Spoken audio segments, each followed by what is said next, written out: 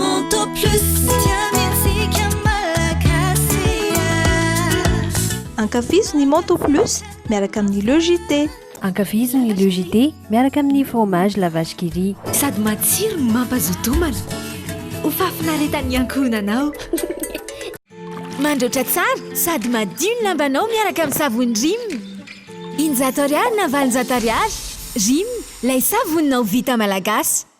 Ny dentifrice force no ampiasaintsika hitazomana ny nifintsika ho salama sy mafy tsara.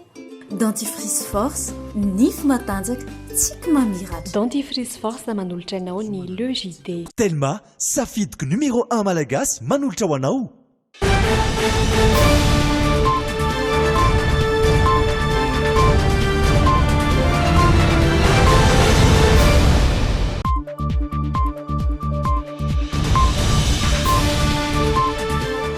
Ankafaliana trano no hitsidiana ny tokantrantsika tsirairay avy amin'izao aliny sabotsy fahatimy amby roapolo ny volana jolay 2024 izao manatitra ny araba tompoko lahy sy tompoko vavy ary manasantsika anaraka ny logité hatramin'ny fiafarany.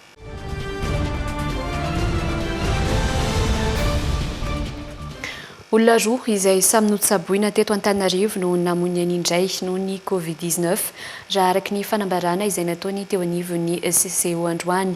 Misa 27 zay ankehitriny ireo namonia ny ampy 520 kosa ireo mitondra ny tsy mikaretina coronavirus izay avy eto Analamanga avokoa ny ankamarony.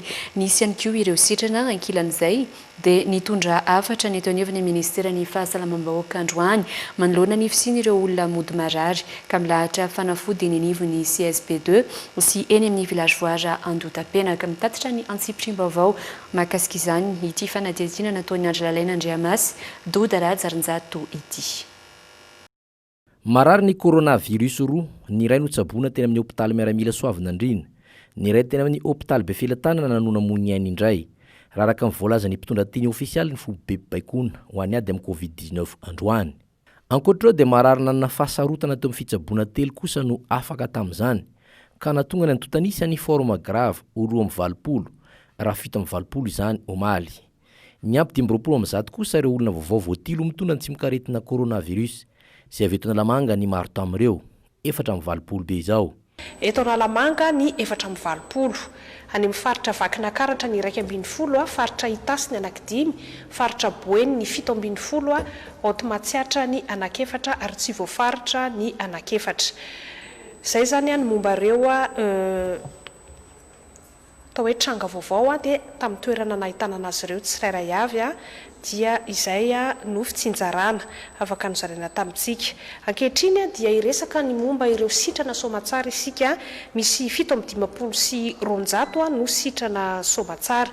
Zay zany no nazavana hoe raha matoa mihena 430 am'zato nisan'ireo olona le ka aktifa dia betsaka kokoa zany ny olona sitrana noho ny ka vaovao dia zay mahatonga ilay taremarika mbola iverenantsika moa amin'ny farany. Amin'ireo 750 sy 200 sitrana somatsara dia ny 150 am'zato dia nanao ny fitsaboana tany an-trano ary ny 420 kosa dia nanao fitsaboana tany amin'ireo toerana samihafa nandraisana tanana azy ireo ivelan'ny tranony zany na zany tany amin'ireo hôpitaly lehibe tany amin'ny centre de traitement sy ny sisa dia ndeha ho tsinjaraintsika izy ireo. Befilatanana anakenina hôpital militaire régional Amparibe anankiray Anosy Ala 3 nitsaboana teny Andotapenaka 4 no sitrana somatsara, hôpitaly Anosy Avaratra 2 no sitrana somatsara, teny amin'ny centre de traitement teny Ivato 10 no sitrana somatsara, tany amin'ny hôpitaly Nandramasina anankiray, hôpitaly Natsirabe 4, Andrainjato Fianaratsoa anankiray, tany Toliara anankitelo no sitrana somatsara, faritra Boeny 7 no sitrana somatsara, faritra Diana 10 no sitrana somatsara ka 4 Ambanja anankiray tao Anosy ary 5 tsaboana tao amin'ny CHU tao Antsiranana. Teny amin'ny Kinapy Vorona koa dia nisy 9 sitrana somatsara ary tany Andro nisy 2, Atsinanana nisy anankidimy. Marary misa 7 no mbola manaraka fitsaboana. Mitotaly 420 sy 700 sy 700 hatramin'ny omaly ireo olona efa nitondra sy mitondra ny tsy mikaretina coronavirus ary 570 alina ny isana fitiliana efa vitantsika. Nitondra afatra fanentanana ho fahatsiarovany tenany tsirairay ny ministeran'ny fahasalamam-bahoaka androany tamin'ny alalan'ny talemy fampiroboroboana ny fahasalamana dokotera Manitra Rakoto Arvony fa misy mody marary manantona eny amin'ny village voara mba atao fitiliana sy manantona ireo CSP2 manerana ny Antananarivo renivohitra sy Avaradrano ary Atsimondrano nefa te hazo fanafody mba hamidiny. Nisy fotoana nresantsika hoe reo zaza latsaka ny 12 taona aleo mba miaraka amin'ny ray aman-dreniny. Ny antony dia tsotra ihany, nanjary nataon'ny olona fitediavana lainy ny village voara. Indraindray na milaza azy ary mahamenatra ho ny fomba fiteny fa tsy hoe fizarana fanafody no ataontsika iny fa fanaovana fitiliana. Ary ireo olona izay misy soritra retina ka everiny ray mpitsabo satria misy mpitsabo eny mandray ireo olona tonga eny anao fitiliana dia efa afaka manome fanafody sady. Tsy hoe anao fitiliana fotsiny dia avy eo makany amin'ilay CSB fa kosa hoe manao fitiliana dia afaka manome fanafody sady ny eo amin'ny village voara. Ary zay no mariana ny amin'ny hoe misy sokajin'olona dia ataoko hoe tonga eny izy dia fantanisy ny ataony dia hoe aka fanafody zahay zay tsy fizarana fanafody ny ataontsika eny. Fa na ao anatin'izany na tsy ao anatin'izany dia ny hoe niny village voarany dia manao ilay fitiliana. Fa leny amin'ireo tobi-pahasalamana Antananarivo renivohitra aloha no tena ho resantsika amin'izao ny Atsimondrano ny Avaradrano dia mitohy ilay ina no ndeha ilazantsika azy fanatonan'ireo mihevitra efa misy soritra retina. Misy be dehibe tokoa ilay hoe tsy mare fofona tsy mare tsirokanina manatona tobi-pahasalamana tompoko. Fa ny afatra docteur manitra dia ny hoe aza mamorona retina ny marary ary efa tsy fidiny. Mbola misy mamorona retina indray ny amin'ny hoe tsy mare fofona tompoko nefa ny tanjona ambadika izay dia ny hoe meo fanafody na dia tsy marary azy. Dia ny fanontaniana apetraka aminy matetika dia ny hoe omenanao fanafody fa aza midy aza satria ny akabeazan'ilay olona ny dia mivarotra ilay fanafody indray. Entana ireo rehetra eny amin'ny village voara mba atao fitiliana tsy hanadino ny karapanondro. Entana ihany koa ny rehetra mba hanady ireo sakana tsy findrany tsimikaretina coronavirus ary tsy hivoaka ny trano mihitsy raha tsy misy antony manokana tsy azo ialana. Tafiditra anatin'ireo firenena 12 nambaran'ny Prime Ministre Français omaly fa faritra mena na zone rouge noho ny Covid-19 i Madagasikara. Nanamafy ny fepetrany amin'ny fivezivezen'ny olona miditra any amin'ny France izay avy amin'ireo firenena voalaza ho faritra mena manoloana izany ity Prime Ministre Français ity. Naneho ny heviny manoloana izay fanapa-kevitra no raisin'ny fitondrana Français izay ihany koa ny Prime Ministre lehiben'ny gouvernement Tandroany Andriamatontsay Christian ary hoarantsika ato anatiny izay fanadihatiana izay ny Antsipriany teo amin'ny fanadihatiany Aina Barso osika sambola manana. Émirats Arabes Unis, États-Unis, Bahreïn, Panama, Afrique Atsimo, Koweït, Qatar, Israël, Brésil, Pérou, Serbie, Algérie, Turquie, Madagascar, Inde ary Oman. Ireo no firenena nambaran'ny Jean Castex, Prime Ministre Français omaly fa faritra mena noho ny valana retina Covid-19 ho azy ireo. Tsy maintsy mandalo fitiliana avokoa araka izany izay olona avy amin'ireo firenena ireo ka hiditra any Frantsa. D'une part, donc, tous les pays arrivants de ces pays rouges effectueront d'abord les formalités douanières et ensuite des formalités sanitaires consistantes à faire un test systématique. Les personnes dont le test s'avérera négatif auront la vie normale de tous nos concitoyens.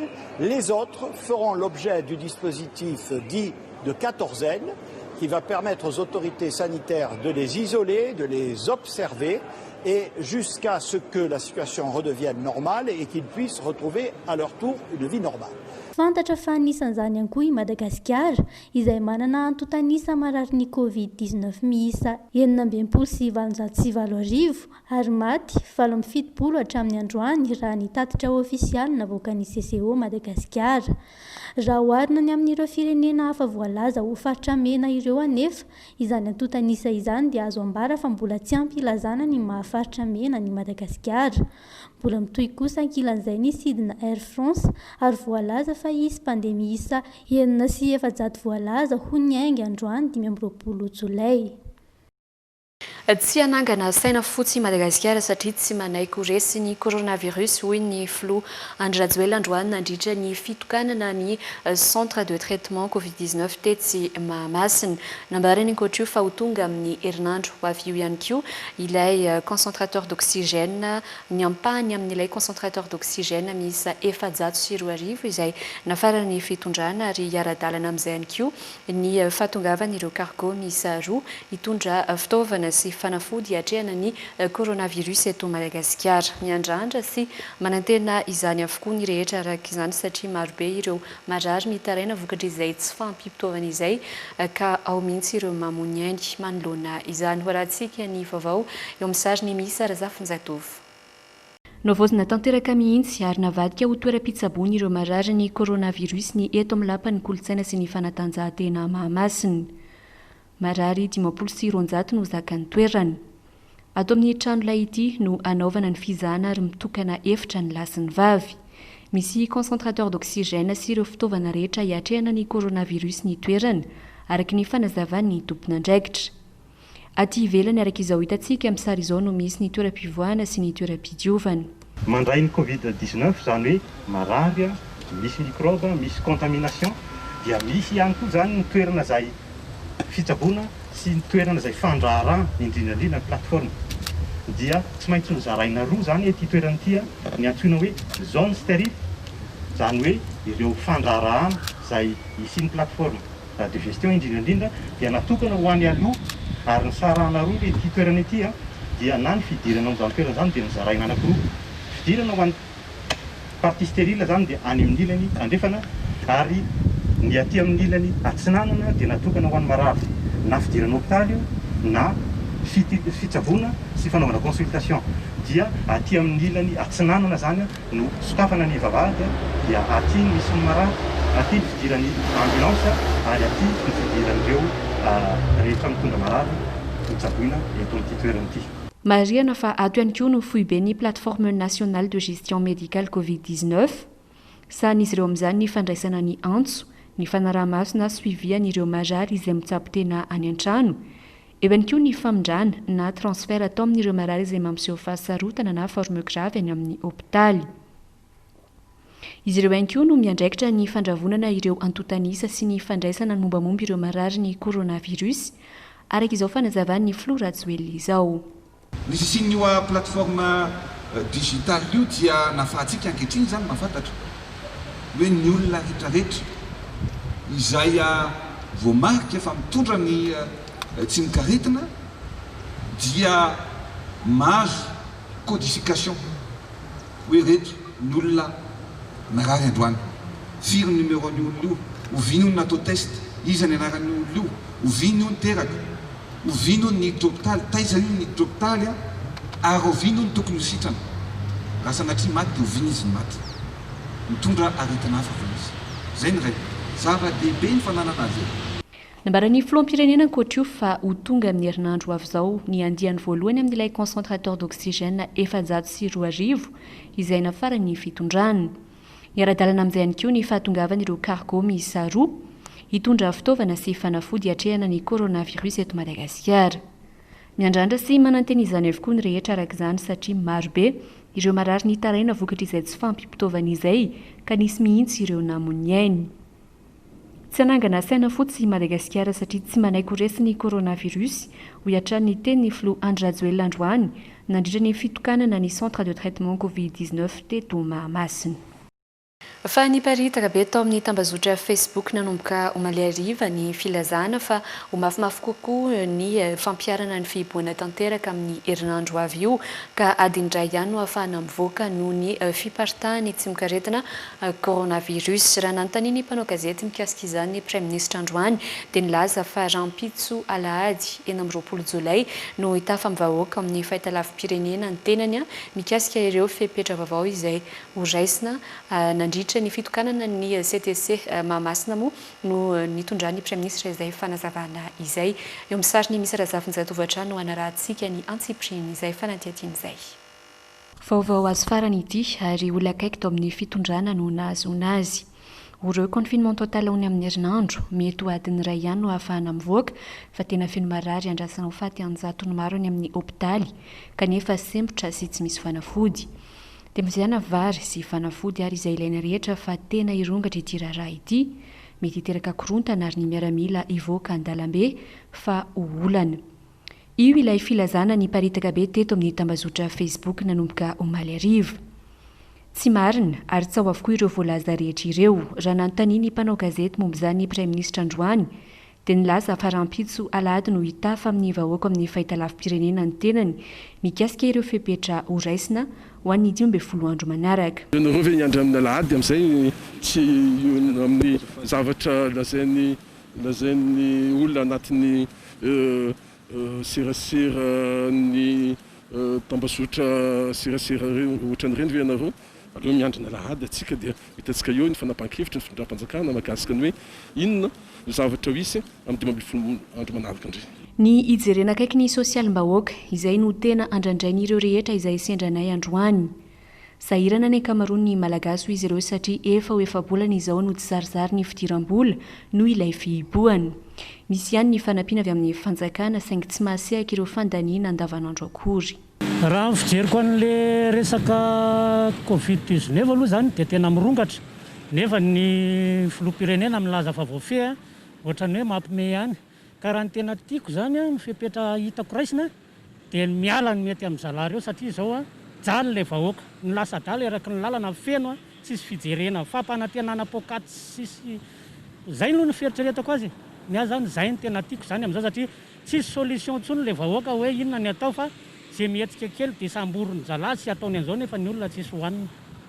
Raha ny momba n'le coronavirus aloha zany dia ohatrany hoe tavozavoza ihany ny fanjakana satria be da be ny fepetra tany am-boalohany mihitsy dia efa diso le zavatra nandraisana azy raha takana azy ny fitondrana dia tamin'ny voana tsika zany tena nitahin'Andriamanitra tsika vahoaka malagasy zany tena anisan'ny tahin'Andriamanitra manokana mihitsy kasika ny tokony herovantsika tena amin'ilay aretina fa tsika ny tsy nahay tavozavoza na ny ministera sy ny karazana dia izao tsy maintsyainantsika le izy. Le fanjakana zany tokony hoe manome solution hoe amin'ny vahoaka madinika satria le olona tsy voatery tovi-dolo ny faharom-piainana zay zany ny tena marina.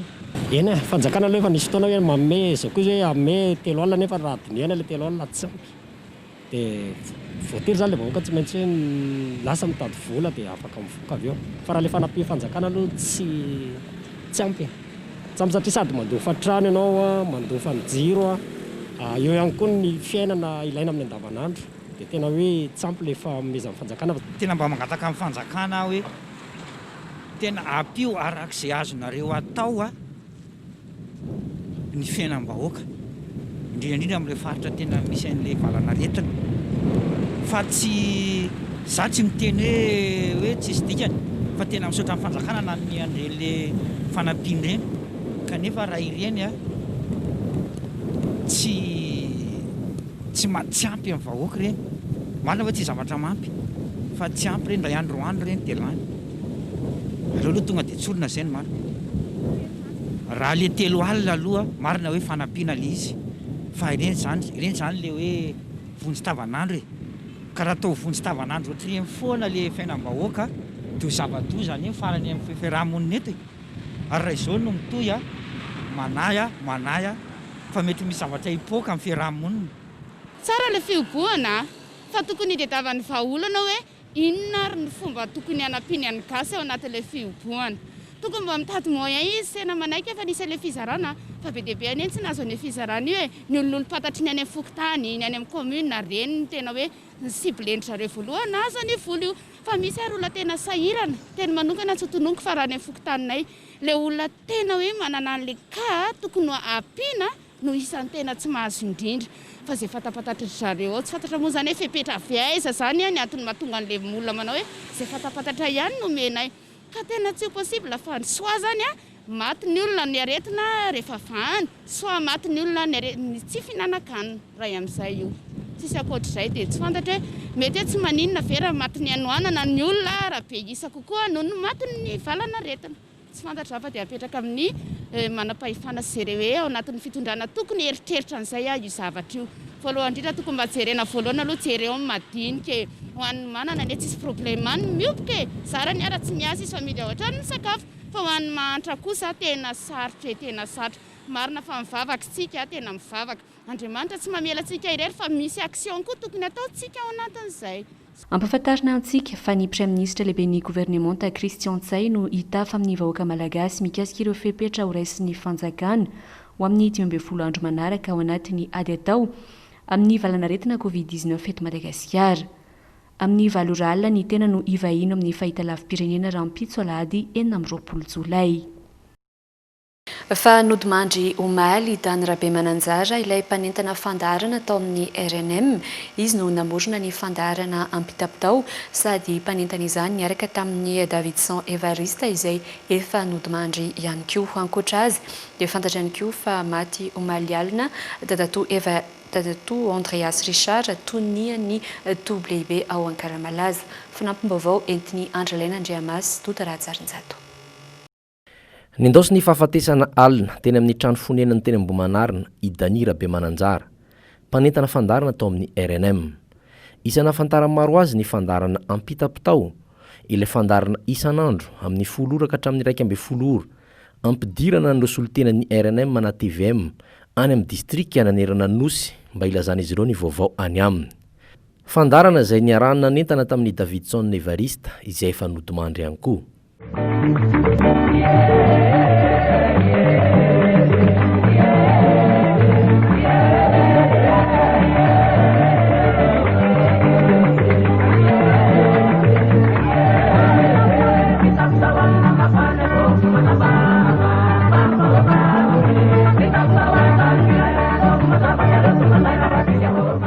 Raha ny angom-baovao dia efa ela no tsy salama i Dany Rabemananjara, ary ny aretina izay namely azy hatramin'izay no nitondra azy ho any amin'ny varotsy mifody. 70 taona katroka i Dany Rabemananjara izao nodimandry izao. Ankoatra ny Dany Rabemananjara dia fantatra ihany koa fa nodimandry alina Dadatoa Andreas Richard izay toniany WB Ankaramalaza. Vao alina teto amin'ny lejite izy no nanazava mahakasika ny fandaminana vaovao amin'ny vainianina masina any amin'ny Toby Ankaramalaza ho an'ity taona ity. Araka ny faniritsika rehetra moa dia tokony tany Ankaramalaza no natao ny isa taona, kanefa no ny fahalalantsika ny visina ny aretina zay manahirana n'izao tontolo izao amin'izao fotoana izao ny atao hoe coronavirus dia fomba hafa indray no haitsika makalaza ny isa taona fa 7 amin'ny fitopolo ny WB Ankaramalaza. Dadatoa Andreas Richard dia toniany WB Ankaramalaza sady talian'ny Salfa teo aloha efa nisotro ronono no mpitahiry vola ny FLM teo aloha. Efa filoha flankevy tantan'ny salama ihany koa izy. Raha ny eno dia hypoglycémie no nahafaty azy. Izay eto amin'ny lejite sy ny drumine dia mirary finona feno ho an'ny fianakaviany Dany Rabemananjara sy ny fianakaviam-be ny RNM, ary mirary finona ihany koa ho an'ny fianakaviany Dadatoa Andreas Richard sy ny fianakaviam-be ny Toby Ankaramalaza ary ny fiangonana FLM.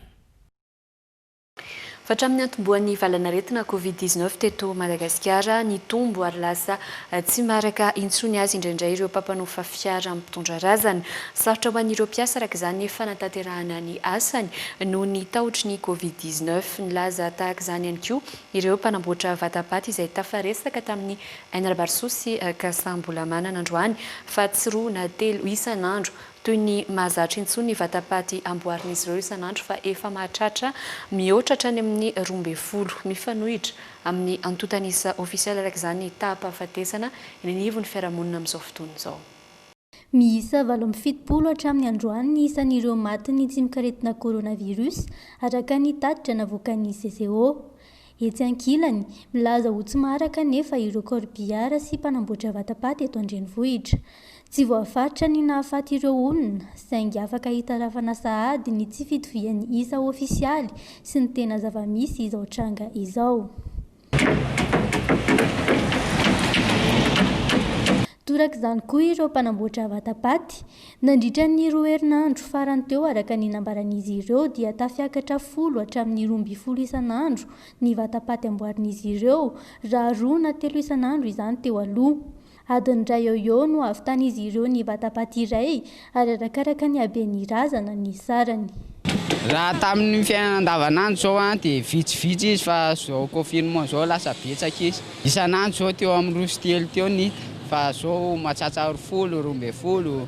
Manamafy izany ihany koa ny tenin'ny filoha Andry Rajoelina tamin'ny fanambarana nataony farany, milaza fa izay olona voatily ihany no afaka ambara ofisialy eo amin'ny CCO. Amin'ny ankapobeny dia afaka miteny amintsika rehetra avoaka malagasy fa ny antotanisa avoakan'ny CCO dia antotanisa zay olona voatily no lazaina hoe reto. Manano sarotra ho an'ireo mpampanofa fiara mitondra razana na korpiara araka izany ny fanatanterahana ny asany amin'izao fotoana izao. Ankoatra ny ayay manoloana ny valanaretina dia mizaka ny vavan'olona ihany koa izy ireo, milaza fa manararaopaty ny korpiara ankehitriny noho ny valanaretina coronavirus. Na izany aza dia mandray fepetra manokana izy ireo ahafana miaro ireo mpiasa rehefa fantatra fa maty ny COVID-19 ilay razana hoentina. Mitahotra n'le fifindran'le aretina zany tena olanay amin'izao. Tsy dia maharaka. Misy milaza fa hoe manararaopaty. Tena tsy manararaopaty fa tena service andraikitra goavana ndraisinay amin'ny resaka fandevenana. Na dia fandraisana tanana amin'ny fahoriana miseho amin'ny fianakaviana aza dia efa atao hoe fanampiana betsaka manomboka mahamboatra n'le razana mandra-patonga any amin'ny fanotrihana fa sanatria tsy fananarotapary mihitsy fa fifanarahana tsara mihitsy eo amin'ny fianakaviana manamanjoa sy aminay manome an'le service atao. Ho amin'ny androany manokana, namoaka karazana miisa 9 ny korpiara mihaja, 9 ihany koa nefa ny isan'ny fiara mitondra razana ampiasain'izy ireo. Fanamoaka fanambarana manakihana ny fomba fitantanana sy fiatrehana ny krizy ara-pahasalamana ny antoko HVM, vakim-patsilana ny tsy fahavononana ny fanafenana ny zava-misy marina sy ny filalaovana ny antotanisa, tompona andraikitra feno amin'ny fisavoritany raharaham-pirenena noho ny fanehoan-kevitra mifanipaka eo amin'ny sampanatanteraka ho iatran'ny antoko hery vaovaon'ny Madagasikara. Mamitiny izany amintsika Jeretoara sy Doda Ratsarinjato. Efa bolana lasa zao no nandroso sosikevitra entina iadina amin'ny valanaretina COVID-19 ny filoha-mpanorona ny antoko HVM ery Rajonarymampianina. Ny fiomanana mahomby, ny fahaizana mametraka laharam-pamena, ny fampiarana mangarahara tanteraka ary ny fametrahana drafitra matipaika ho fanarenana ny toe-karena no antoko ny fahombiazana amin'ny ady izay atao. Fahombiazana izay mametraka ny fitokisan'ny rehetra na ny vahoaka izany na ny mpiara-miombonantoka. Mila arovana ireo sehatra sy orinasa fototra tsy maintsy miodina ao anatin'ny krizy tahaka ny fahasalamana, herinaratra, ny solika, fitaterana, ny famatsiana ara-tsakafo. Ilana ihany koa ny mangarahara eo amin'izay volam-panjakana rehetra atokana sy ampiasaina iatrehana izao ady izao. Efa nangatahany antoko HVM raha teo ny fangarahana amin'ny fitantanana fiatrehana ity krizy ara-pahasalamana ity, nandroso sosikevitra hatramin'ny volana aprily ny antoko. Tamin'ny alalan'ny fanambarana saingy eo setriny izany dia nilazombenombieny ny filoham-pirenena sy ny governemanta fa efa vonona ny fitondram-panjakana malagasy ary efa azo antoka ny fatokisan'ireo mpamatsy vola. Tsy nisy nohainoana ny sosikevitra fa ny horonan-tsary mitantara ilay mpamina ny vavy breziliana sy ny tambavy no nampandriana adrisany vahoaka hoy ny antoko. Ankehitriny nefa dia vakim-pantsilana ny tsy fahavononana, mangony fotsiny ny fanafenana ny zava-misy marina, ny filalaovana ny antotanisa. Tsabo zao hoy ny fanambarana fa ny fanaovan'ireo foto-dafitrasa azo nadera sy laza no mahamaiky, tsy mifanojo amin'ny filana ankehitriny zany. Tsy mankasitraka ny hanaovana fitaovana politika ny fitantanana ny ady amin'ny valanaretina ny antoko ary miantso ny famerenana ny andraikitra amin'ny mpitsabo. Mbola manamafy ny fitakina ny mangarahara amin'ny fampiasana ny famatsim-bola ihany koa izy ireo ary manondro tompona andraikitra tanteraka ny fitondrana ankehitriny amin'ny fisavoritany raharam-pirenena noho ny fanehoan-kevitra mifanipaka eo amin'ny samy mpanatanteraka. Tsy manaiky ny famadiana ny hameana ara-pahasalamana ho fanitsakitsahana ny fahalalana maneho hevitra sy miteny izy ireo. Mbola ny amponjy Yari Laurent Rahadjasson, mpikambana ao amin'ny antoko HVM enjehana ihany koa ireo mpanao gazety manohitra ny fitondrana. Miantso ny herivelona rehetra sy ny vahoaka malagasy mba hijoro ny antoko HVM.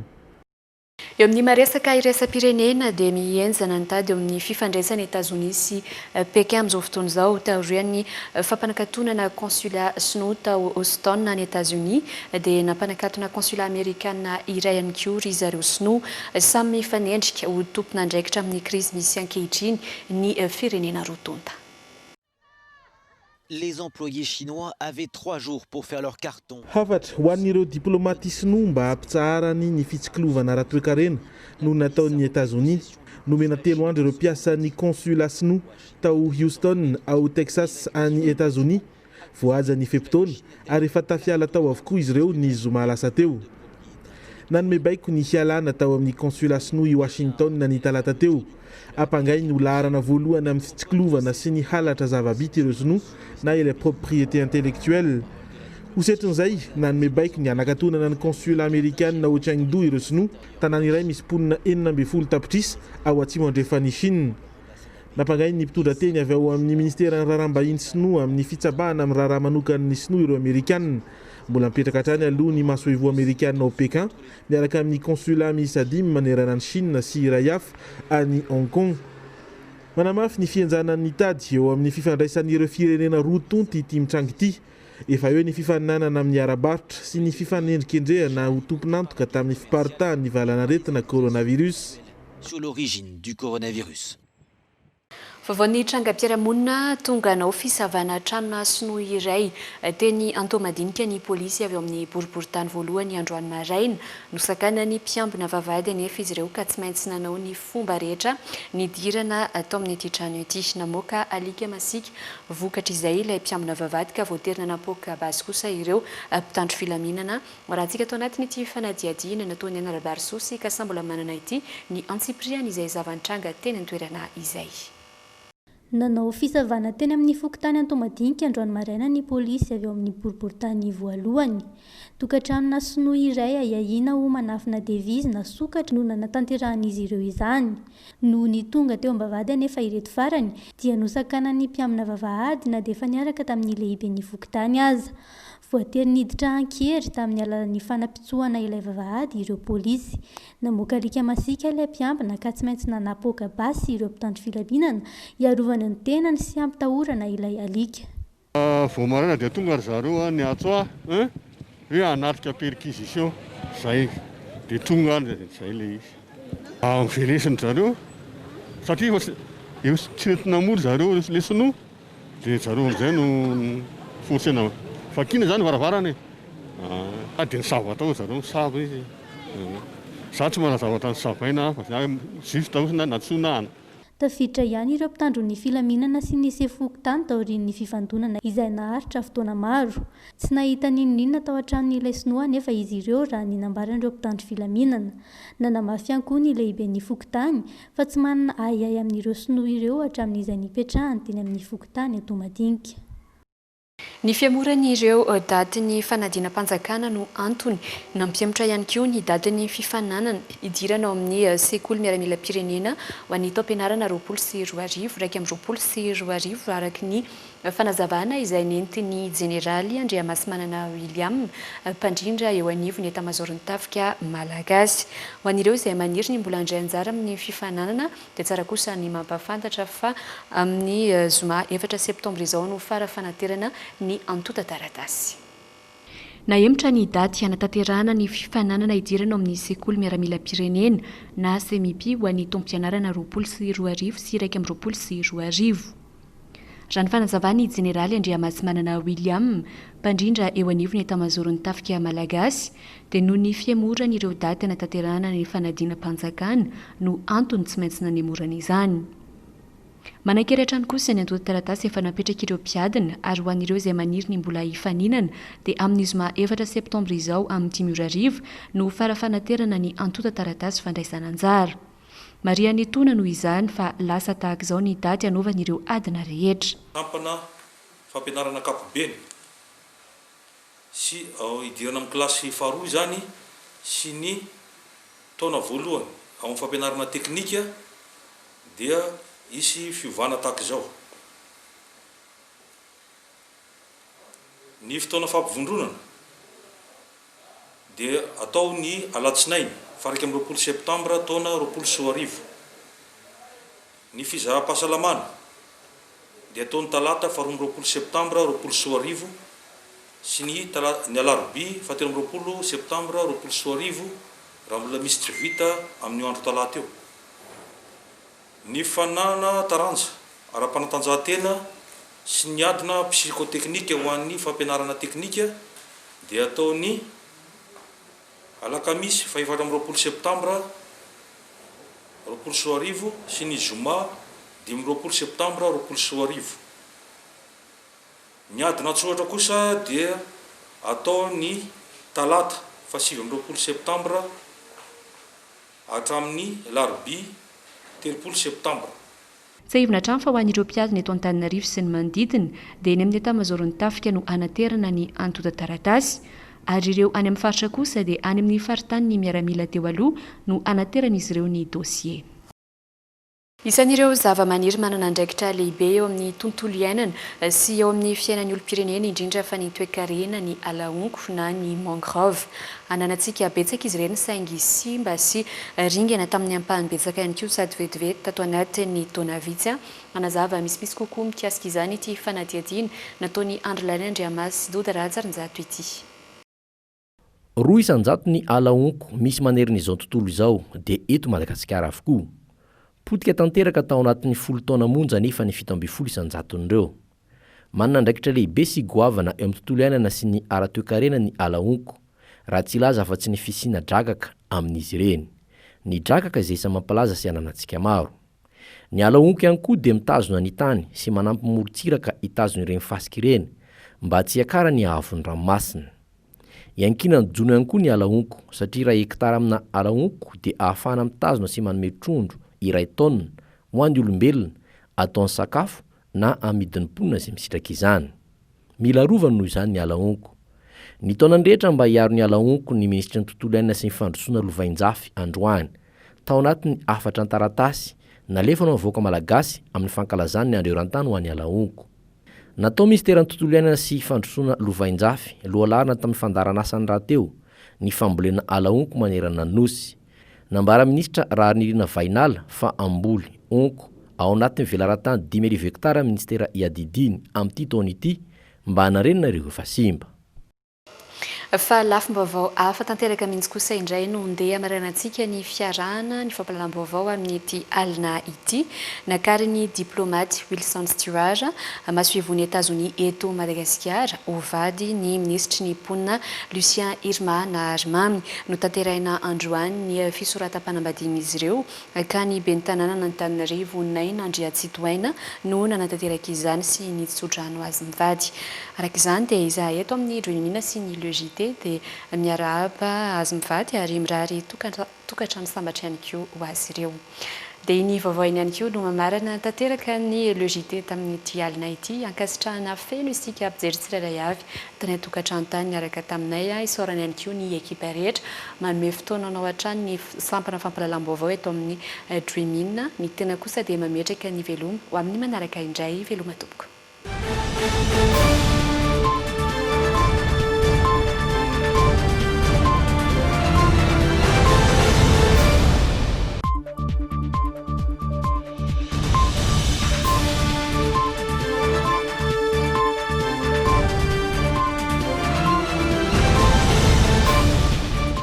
Telma, safidiko numéro 1 malagasy manolotra ho anao.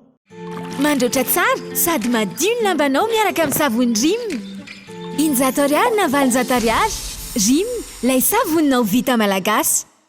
Ny dentifrice force no ampiasaintsika hitazomana ny nifintsika ho salama sy mafy tsara. Dentifrice force, nify matanjaka, tsika mamiratra. Dentifrice force ananolotra anao ny LEGT. Ankafiziny ny LEGT miaraka amin'ny fromage la vache qui rit. Sady matsiro mampazotomana. Ho fafinaretan'ny ankohonanao. Monto plus tiamiantsika malagasy. Ankafiziny Monto plus miaraka amin'ny LEGT.